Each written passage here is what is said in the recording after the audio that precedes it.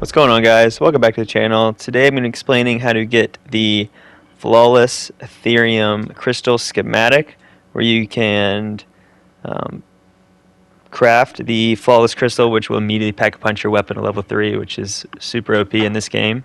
I'm going to try to get that, and then this is also going to be the same way that you get the legendary Aether tool schematic, which allows you to immediately make your gun legendary rarity, or the orange/gold rarity, which is also super OP because I believe that makes your damage 300% what it was.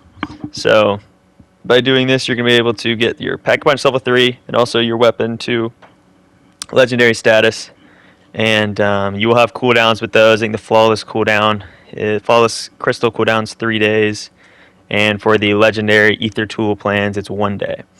And this is also the way that you get the schematic for the Scorcher weapon. So by following the steps in this video, you can get the flawless Aetherium crystal schematic, legendary Aether tool schematic, and Scorcher weapon schematic. So super OP to have, really nice to be able to go into the game already with legendary status and pack-a-punch level 3. And I'll explain everything about this Easter egg and how to set up for it. And the way this is going to start is you're going to need to find in your game one of these maps. And what this map shows is the location of 4 USB drives, or 4 computers rather, that you can get the USB drives from. So there's going to be 4 places on the map where this is going to spawn, and when you find one of these 4 places, you will then look at the pictures on the wall. These pictures on the wall correspond to locations on the map where you will get the 4 USB drives necessary to spawn the boss at the end that you need to kill in order to do the Easter egg. So I will put up a picture in a second that's going to have the locations of these maps. And so depending on where you start the game, you're going to go to one of the locations where these maps are. You're going to find these 4 pictures there, and then you're going to use those pictures to find where on the map the USB drives are. So as you see right now, I'm looking on my map and finding where these pictures correspond to, and I already found where 3 of them are going to be. This 4th one, I couldn't quite figure it out, but I ended up finding it later in the game. But that's basically what you're going to be doing, is looking at this map and then finding where on your game these USB drives are going to be. So here I have a nice picture that I found on another YouTuber, Insane Gamer 52. I just took a screenshot of it. Made a really nice map here, and what this shows is in yellow, that is where these picture clues are going to be. So wherever you are, when you spawn in, you're going to go to one of these yellow buildings, or that are marked in yellow, and you're going to find the 4 pictures of where the USB drives are. Now what the green spots are here is where those USB drives are, so that's where you can look to see if that matches up. And then the red is where you actually ended up taking the USB drives. There's 4 possible places you will end up taking them to, depending on where the Aether storm starts. So go to the yellow places, find the 4 spots. They're going to correspond to the green. Collect all the USBs, and then you'll take them to one of the places in the red. And what I have here is just an example of what it looks like one of these computers. So there it is right there. All you do is activate and interact with it. You do some typing there, and then it's going to spit out a USB drive, and you just pick up that USB drive, stow it, and you'll need to repeat this 3 more times to get 4 USBs. And that's what it looks like right there in your inventory. So that's basically it as far as what you need to set up. You just need the USBs, and once you get all the USBs, you basically just need to be really prepared. And also an important thing to note is where you're going to take the USBs at the end. So what you're going to do is look on your map and see where this Aether storm is. That ends up taking over the map. For me, it's in the bottom right. It takes me a second to find it. And then once you see where it is, you have to look where there's 2 ammo caches. Because where there's 2 ammo caches right next to each other near the Aether storm, that is where you're going to need to take the USBs, and that's where the boss is going to spawn. So the rest of the game, try and squad up with people in the game, farm a lot of tier 3 contracts, get a lot of money, get a lot of loot. You're going to need a Pack-a-Punch level 3. You're going to need, you know, at least epic rarity or at least purple on your gun. I have the Akimbo Wasp swarm guns, which are really nice because there's a lot of ammo. And I'm just farming contracts here to get a lot of good stuff. Sentry guns are a good idea as well. Again, it's also a good idea to team up with other people in the game because it just takes a lot of ammo to kill this boss. And keep an eye on the clock because you don't want to run out of time. And basically what's going to happen is once the clock hits 0, the Aether storm is going to start spreading throughout the map. And once it covers up these little control centers that you put the USB in, you can actually put the USBs into them. You can't put the USBs drives into the computers or into the consoles until the storm covers it up. So unfortunately, there's no way to do this Easter egg before the timer hits 0 because you have to wait for the storm to start moving. So for us, right now we've got 7 minutes until that storm starts closing. So we have that amount of time to kind of get over to the place where the boss is going to spawn. Once the storm covers up the consoles, you start putting in the USB drives, and then the boss is going to spawn. And by killing that boss, you will get one of the schematics, either the Tier 3 Crystal Schematic, the Legendary Tool Schematic, or the Scorcher Weapon Schematic. So right now this footage is just us farming contracts in Tier 3, just kind of getting ready for the boss. I think we end up squatting up with another team as well. Also in my inventory, as you see, I have 2 of the USB drives because the person I'm playing with has the other 2. So you can split up getting the USB drives because you don't need to have all 4 in your inventory if someone else has the other 2. But your squad needs to collectively have all 4 USB drives. And there are specific USB drives to the specific consoles at the end. Like one of the consoles will be Alpha, then Bravo, then Charlie, then Delta. And so you need to, if you do split up the USB drives, you need to know which ones you have because you'll need to put the USB drive into the correct console. So for me, I had Bravo and Charlie, so I had to make sure that I was putting my USB drives into Bravo and Charlie, or else it wouldn't go in. And then as far as setting up for this boss, again, you're going to want Pack-a-Punch level 3, so it's going to be 15,000 to Pack-a-Punch to level 3 from level 2.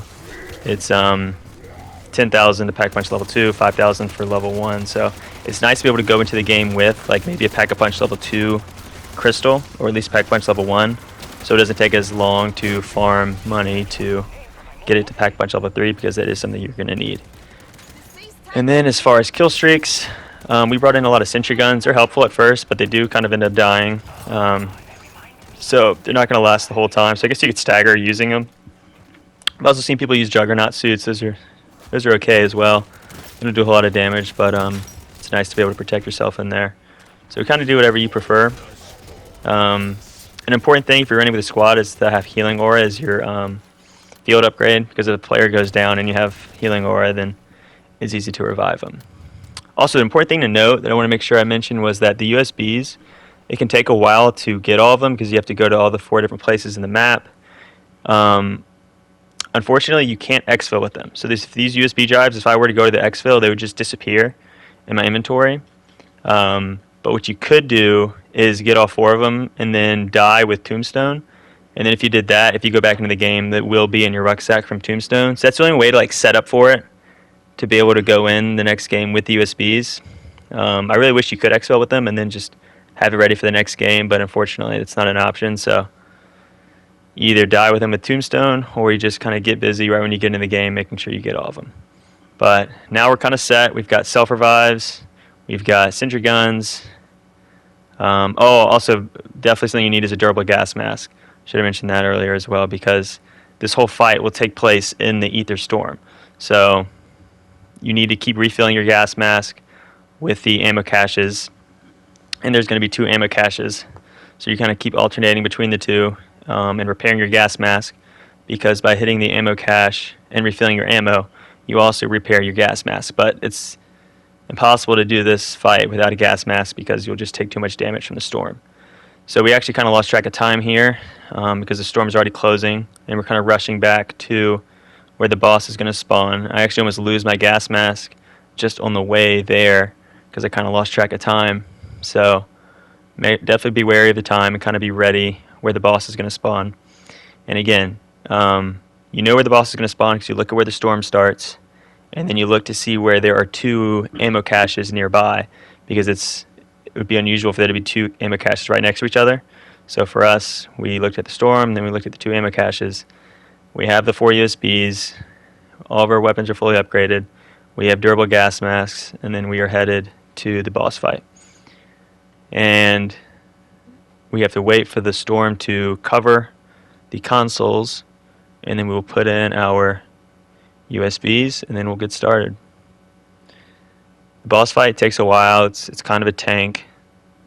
It just kind of sponges all of your bullets, but you just got to be patient. Okay, so I have Bravo and Charlie USBs. I'm at this console.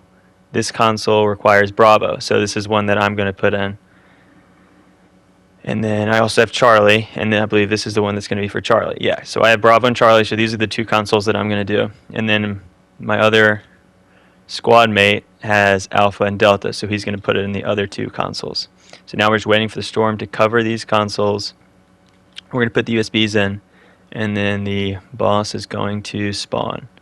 You've got self-revive, sentry guns, fully upgraded weapons. Also, the golden armor plate is really helpful too if you have that, because it just regenerates your shield.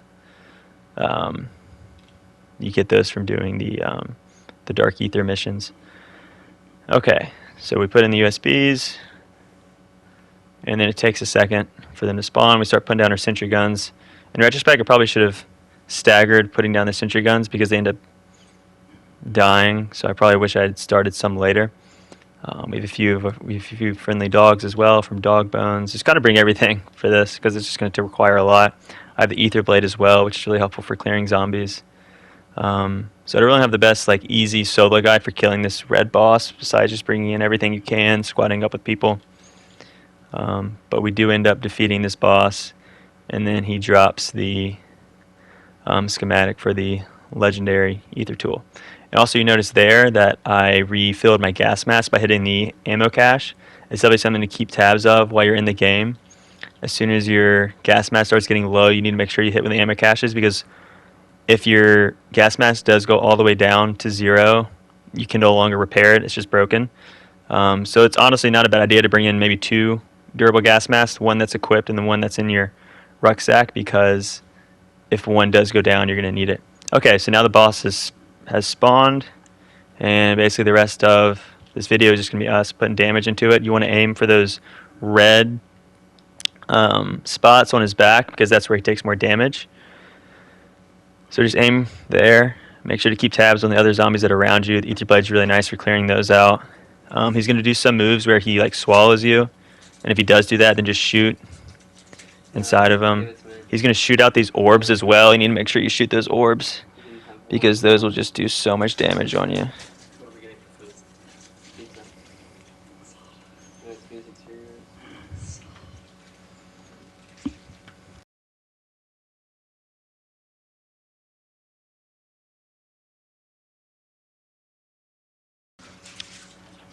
Also, it's obvious here why the healing aura is so helpful too, because one of your teammates goes down, then you can rev them. But if no one has healing aura, or if everyone's down, that's when you really need to have some self-revive. So I'd recommend going in with at least 2 or 3 self-revives.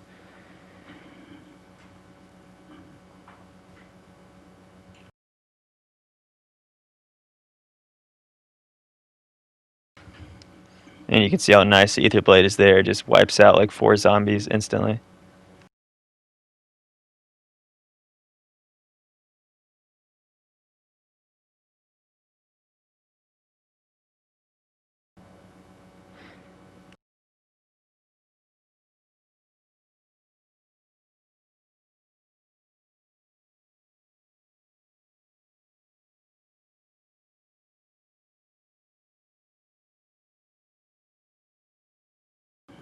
Also, one thing of note is that when he looks like he's about to swallow you, if you have any shields currently or armor plates, he's not going to be able to swallow you. He's just going to shoot you up into the air. So that's something to be wary of. Once he throws you up, you know whether or not he's going to swallow you based on whether or not you have any armor plates. And if you don't have any armor plates, it's okay because he'll swallow you, and you just need to shoot him while he swallowed you, and then also start spamming the jump button because at some point he's going to spit you out. And if you're spamming the jump button, then you'll parachute out. But if you aren't, then he'll just spit you on the ground and he'll insta down you. So be wary of that. I think that happens to me a couple times in this fight. These orbs are so brutal. You need to make sure you hit those as soon as they come out. Okay, so he just swallowed me, so I'm shooting. I'm also spamming jump, and he spit me out, and I just parachuted away safely. But if I hadn't been hitting the parachute button, then he would have insta-downed me.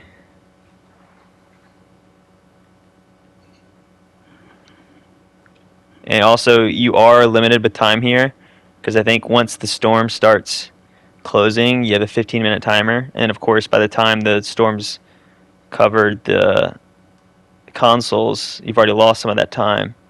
So you have to make sure you keep putting damage on the boss because you can run out of time. And that laser he shoots out sometimes is an insta down.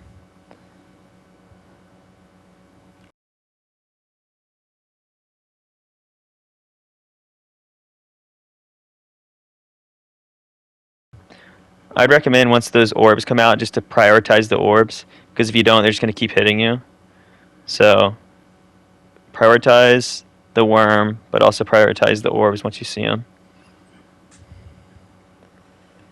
And then try and charge up your healing aura, so once your teammates go down, you can get the back. Okay, also, yeah, you see he didn't swallow me there because I still had a part of a plate left.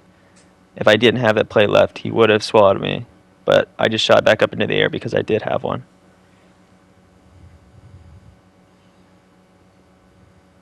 And remember, just keep hitting the ammo. Keep hitting the... Yeah, in order to fill up your gas mask and your ammo, because you're going to be running low on ammo by shooting him so much. So as you see, my gas mask is starting to get low, so I need to make my way over to one of the ammo caches. Because if my gas mask goes all the way down to 0, I'm kind of screwed. So I let it go pretty low here.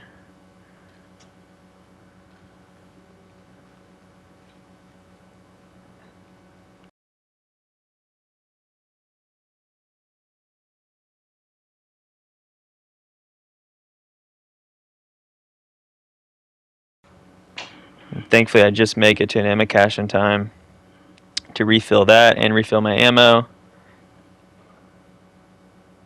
Use the ether blade, continue to hit him on the red parts of his body. Clear out any zombies around you. It's good to kind of stay moving to kind of train the zombies, keep them away from you. You can see why it's so important to have Pack-a-Punch level 3 and at least purple rarity, because it's just so much damage he takes. And yeah, self-revive is very important here, obviously.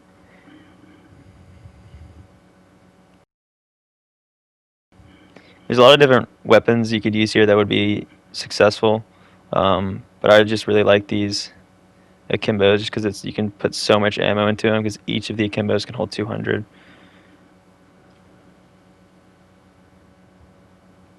And that gold armor plate's so nice too, because it's just replenishing my armor. I'll probably make a video later about how to get these gold armor plates, because they are kind of critical in this boss. And we've almost gotten him down. Also, yeah, sorry, there's no audio because it recorded the audio chat of the game, so I decided just to mute it.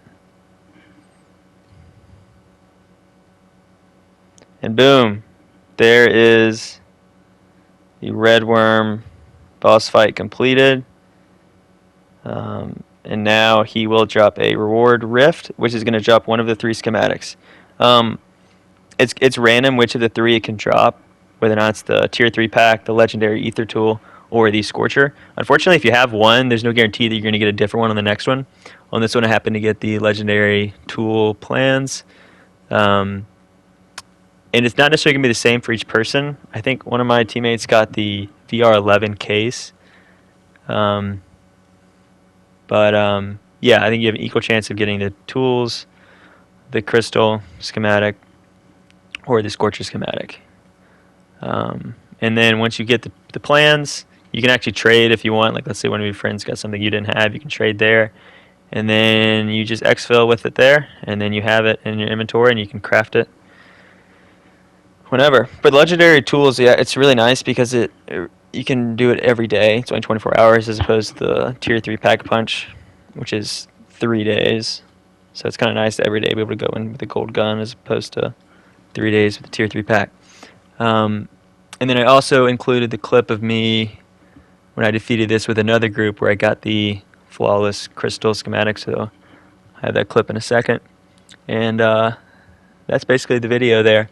So it takes a while. You know, you got to go in, find the map, get your USBs, squad up with some people, get fully maxed out with your weapons, come in with self-revives, come in with sentry guns, come in with a durable gas mask or two, and then just knock out the boss, keep refilling your gas mask, shoot the orbs he has, shoot at his red spots, and then eventually he'll go down, and you'll be able to get those 6 schematics.